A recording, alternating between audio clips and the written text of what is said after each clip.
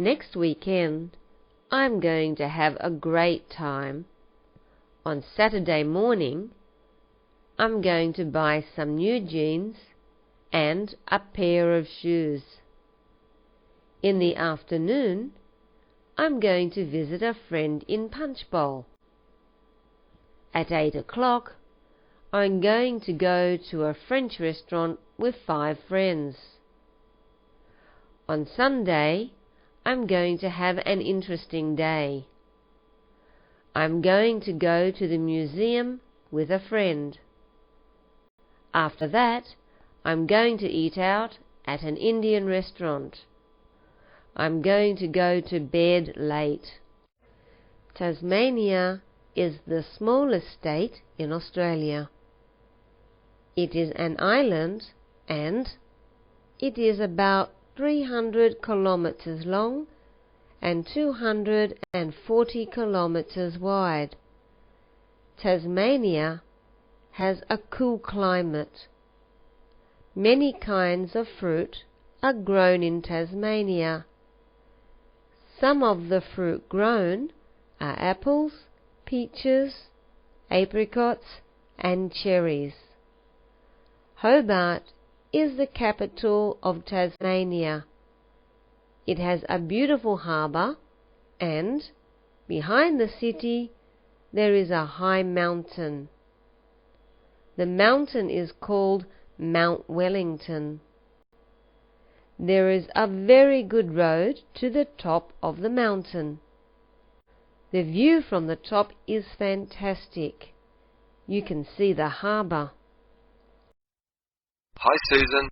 Is that you, Ben? Yes, I'm sorry to call you at work. That's okay. Is there a problem at home?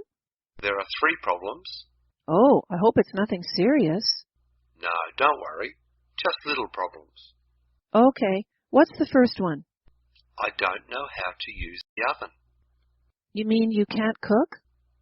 No, I can cook, but I can't put the oven on. How does it work? My oven at home is electric. Your one is gas. Okay, I understand. Light a match first. Where are the matches? On top of the fridge. Ah, okay. Then, push in the orange knob, the one with a big letter O in the center. Then what? Keep the orange knob pressed, put the match in the oven, and it will start. Okay, then I release the orange knob. No, wait for about 5 seconds, then you can release it. Thanks.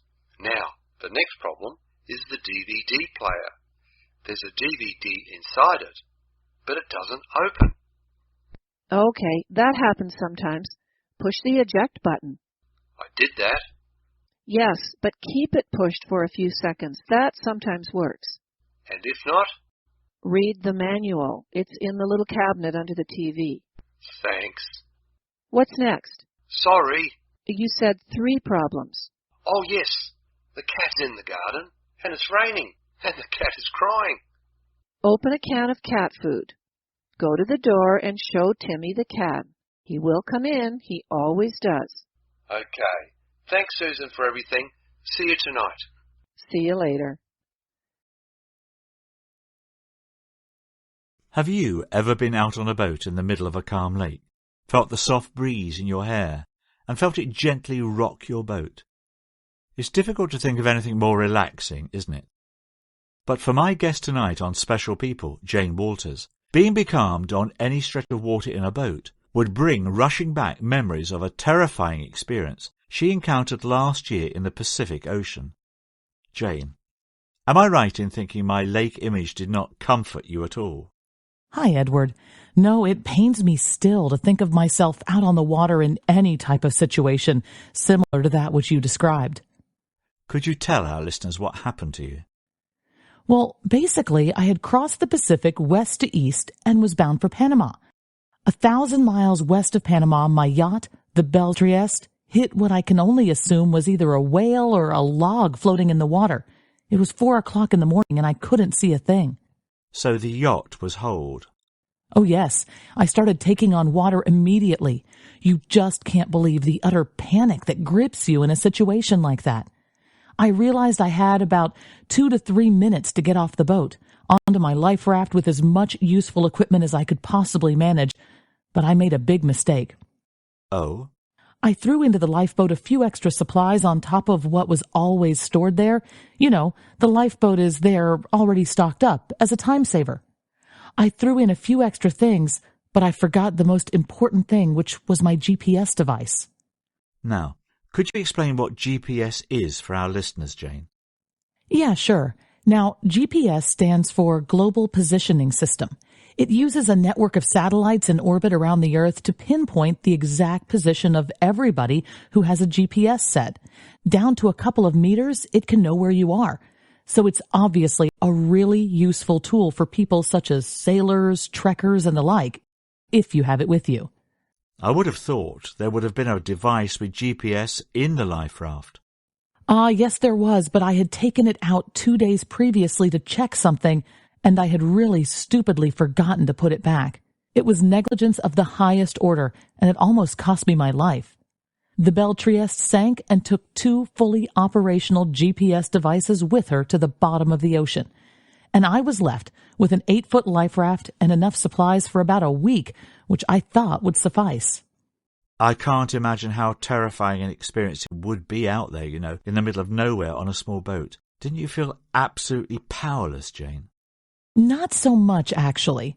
Us sailors are well used to the rigors of being in the middle of nowhere, as you put it. I was certainly concerned about the GPS device. I thought things were going to be a lot trickier without that. But I can't say I lost my cool, lost control of the situation. I was pretty calm considering the great danger that I had just been thrust into. Right.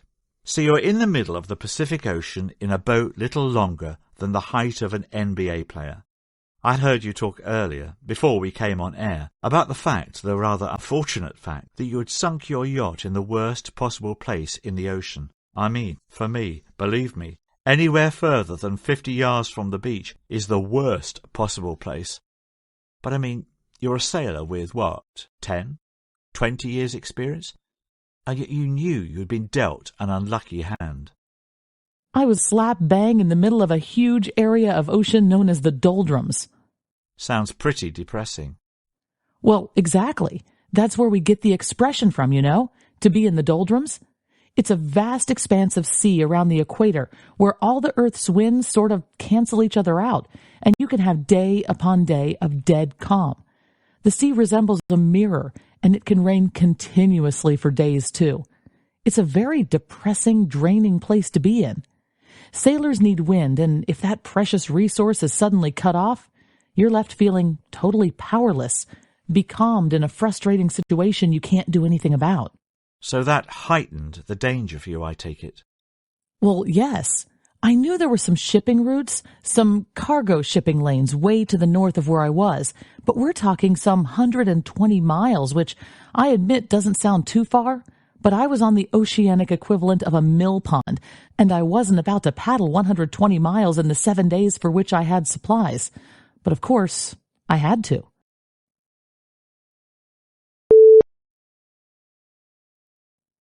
I always thought wind and wave were a sailor's worst enemies, and yet you were in a gravely dangerous situation through the lack of these natural forces.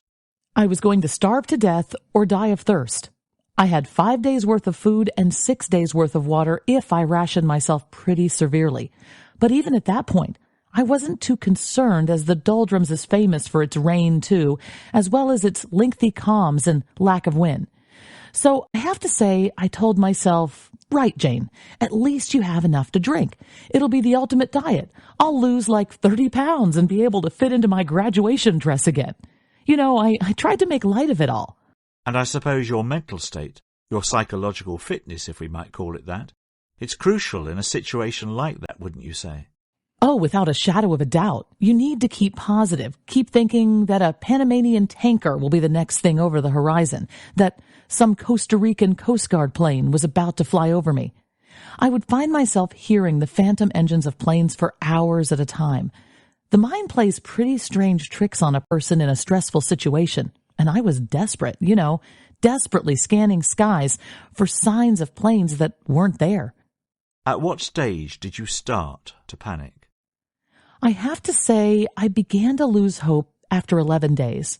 My food was pretty much all used up, and there had been half an hour of light rain in all that time, absolutely unheard of in the doldrums. I was by then overdue into Panama by a few days, and I knew the authorities would probably have been contacted and that maybe they were looking for me, but I knew I had drifted further south too, and was by now perhaps 100 or 200 miles from where the Belle Trieste had gone down, and ever further from those all-important shipping lanes. Yeah, it was after about 11 days that I first began to contemplate the possibility, that hidden doubt that creeps up on you in the dark of the night, that fear that perhaps I wasn't going to get out of this after all. What did you do? Did you pray? Did you look back on your life? Did you play through your memories?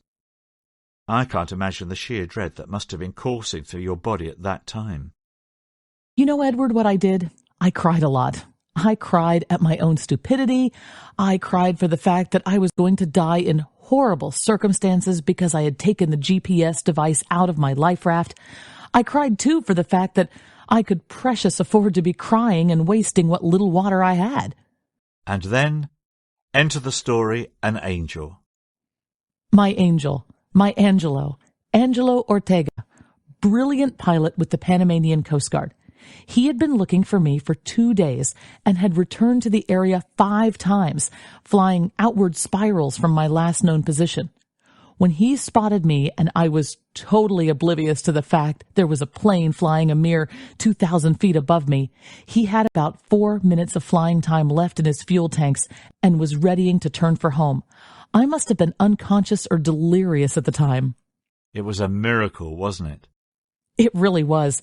If he hadn't seen my little boat at exactly that moment, he would have turned for home and another plane would have taken over the search in a different area of the ocean, some 15 miles to the west. You know, they've shown me the grid of the area, the map of their search plan. My sector of the ocean where I was found, they weren't going back to for another good while. I would have been out there and heading southwards into a huge empty area of ocean that would have seen me clear of the shipping lanes for about 3 weeks. I would have died. It's as simple as that. And they had flown over you once before, I heard. I can't believe there I was scanning the skies for planes that didn't exist, and it's now emerged that a pilot flew over me at 6,000 feet on the 7th day. So, how were you finally rescued? Angelo came down and flew over the life raft at about 200 feet. Damn near scared the life out of me, I can tell you. I was beyond speechless with joy. It was like winning 5 lotteries at the same time. Then he flew away and I felt empty, even though I knew inside I was saved. A few hours later, a fishing boat from Costa Rica passed by, and they took me on board. What's next for you, Jane? I'm going back to Panama. Let's just say I've made a new friend who works for the Panama Coast Guard. Oh, really? Well, this is an unexpected turn to the story. Angelo is going to teach me how to fly. He says it's safer than sailing. Jane Waters, thank you for your moving story this evening. We wish you all the very best in whatever the future holds for you. Thanks, Edward. It's been a pleasure.